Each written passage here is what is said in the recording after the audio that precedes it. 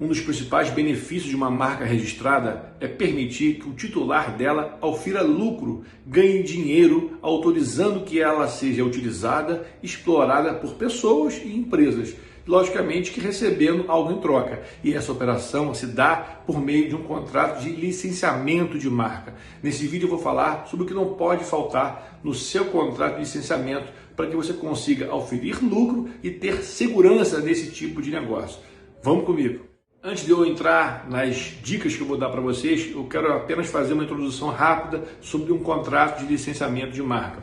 Esse tipo de contrato está previsto no artigo 139 da Lei de Propriedade Industrial, Lei 9279. Ele permite que tanto o titular de uma marca registrada, assim como o depositante de uma marca, de um pedido de registro, possam licenciar uma marca a terceiros, ou seja, a Lei de Propriedade Industrial permite que não apenas uma marca registrada, assim como uma marca que esteja em processo de registro, seja objeto de um contrato de licenciamento. Eu recomendo sempre que o ideal é que uma marca já registrada seja passível da licença, porque você, quando tem ainda uma marca em processo de registro, você ainda não tem garantia nenhuma de que que aquele registro, melhor dizendo, vai ser de fato concedido no final do processo administrativo. Então, eu recomendo sempre que, embora a lei permita as duas possibilidades, que você prefira sempre licenciar a sua marca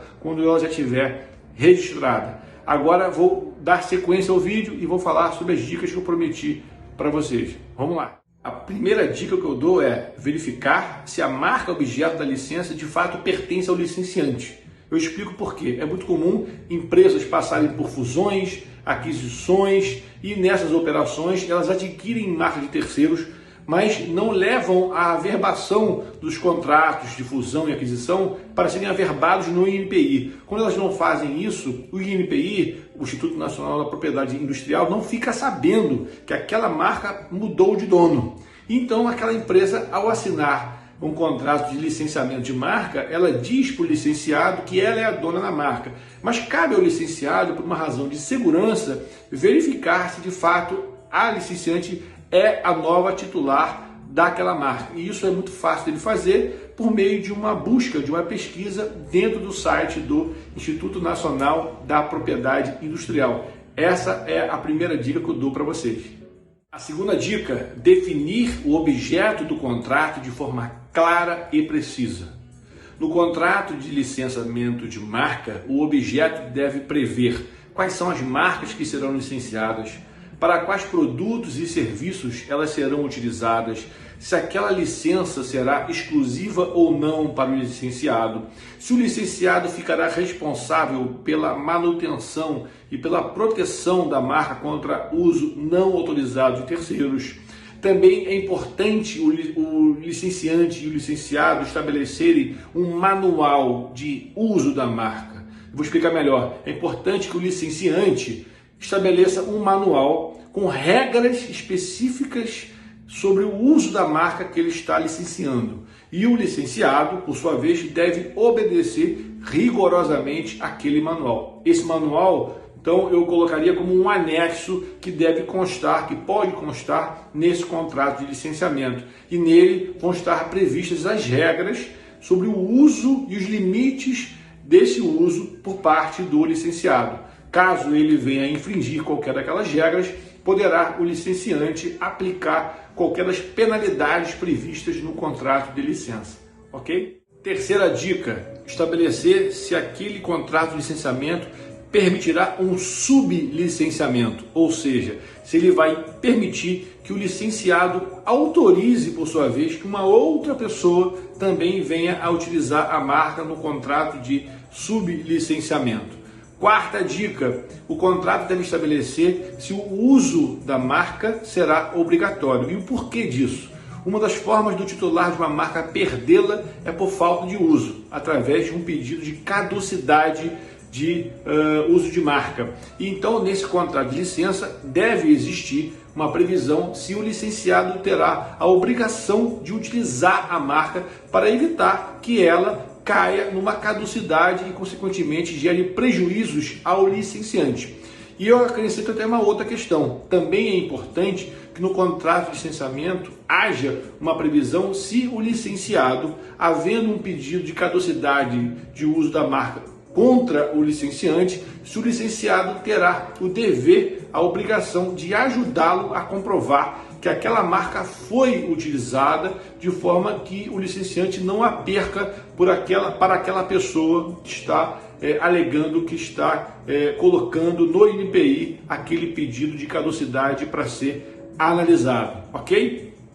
A quinta dica que eu dou é se as partes devem estabelecer os períodos, a frequência, a forma como o licenciante poderá fazer uma fiscalização da qualidade, das especificações dos produtos e dos serviços dos licenciados que estarão sobre a chancela da marca dele. Isso é óbvio saber por quê? Porque o licenciante, ao autorizar que a marca dele chancele produtos e serviços do licenciado, ele tem a preocupação da reputação da marca dele não ficar prejudicada se a qualidade daquele produto ou daquele serviço, as especificações não estiverem de acordo com aquilo que eles combinarem. Então, neste contrato também deve existir uma previsão se o licenciante poderá, com que frequência e de que maneira, fiscalizar as atividades do licenciado sobre o uso da marca objeto do contrato, ok? A sexta dica que eu dou é sobre remuneração. No contrato de licenciamento devem estar previstas a forma de pagamento, a moeda envolvida nos pagamentos que serão feitos ao licenciante, a frequência que esses pagamentos vão ocorrer, se de forma variável, fixa, que também devem constar quem será responsável para recolher os tributos incidentes sobre o pagamento daqueles royalties, sobre os pagamentos que serão feitos pelo licenciado ao licenciante, enfim. Então, a cláusula envolvendo remuneração deve ser definida de forma clara, concisa, para não gerar nenhum tipo de dúvida, ok? Então, essa é a sexta dica que eu falo para vocês. A sétima dica que eu falo a respeito dessa questão do contrato de licença é sobre o prazo. O prazo de duração do contrato, o prazo de vigência inicial da licença. Existe uma diferença entre o prazo de duração do contrato e o prazo a partir do qual aquele contrato tem validade no INPI. Então, essas questões envolvendo os prazos, questões temporais, devem ser precisamente definidas no contrato de licenciamento de marca. Ok? Inclusive, uma oitava dica que eu dou é você estabelecer cláusulas penais, ou seja, sanções pecuniárias, evidentemente, para a hipótese de qualquer das partes infringir qualquer das regras daquele contrato. Então, um contrato de licença tem que estabelecer sanções pecuniárias, né, logicamente envolvendo dinheiro, para que a parte que venha a infringir qualquer das cláusulas daquele contrato e causar prejuízo ao outro tenha que arcar com aquela penalidade.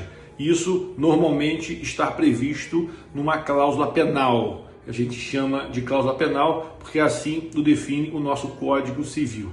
Ok? Essa é a oitava dica. A nona dica que eu digo para vocês é sobre as partes estabelecerem o foro, a legislação aplicável, primeiramente, né? Qual é a legislação que vai se aplicar sobre as regras daquele contrato de licença, porque você pode estar diante, por exemplo, de um licenciante ou de um licenciado estrangeiro, então tem que estar estabelecido qual é a legislação que vai se aplicar para resolver problemas daquele contrato entre as partes e também qual é o foro, qual é o local que as partes já escolhem para poder resolverem conflitos inerentes àquele contrato de licença. Eu até acrescento aí uma outra questão.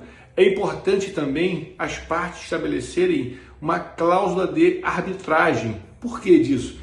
Para evitar que problemas que venham a acontecer no contrato acabem desaguando no judiciário, um local questões são resolvidas de uma forma muito mais demorada, muito mais onerosa. Então é muito inteligente, muito mais prático que no contrato de licença as partes coloquem uma cláusula de arbitragem na qual elas já elejam um árbitro que ficará responsável por conciliar qualquer tipo de problema que eles venham a ter no decorrer do curso, no decorrer do cumprimento do contrato. Tá bom? E a 10ª e última dica que eu dou é: esse contrato não pode ser feito por meio de um modelo de Google. Sempre que você estiver diante de uma operação dessa natureza, contrate profissionais capacitados, especializados, que conheçam a matéria, que conheçam a propriedade intelectual, que tenham experiência na elaboração de contratos. Tá bom? Eu espero que essas 10 dicas que eu dei para vocês sobre contratos de licenciamento de marca tenha sido útil de alguma maneira. Se você se sentir confortável, deixe seu comentário aqui embaixo no vídeo, compartilhe ele com seus amigos.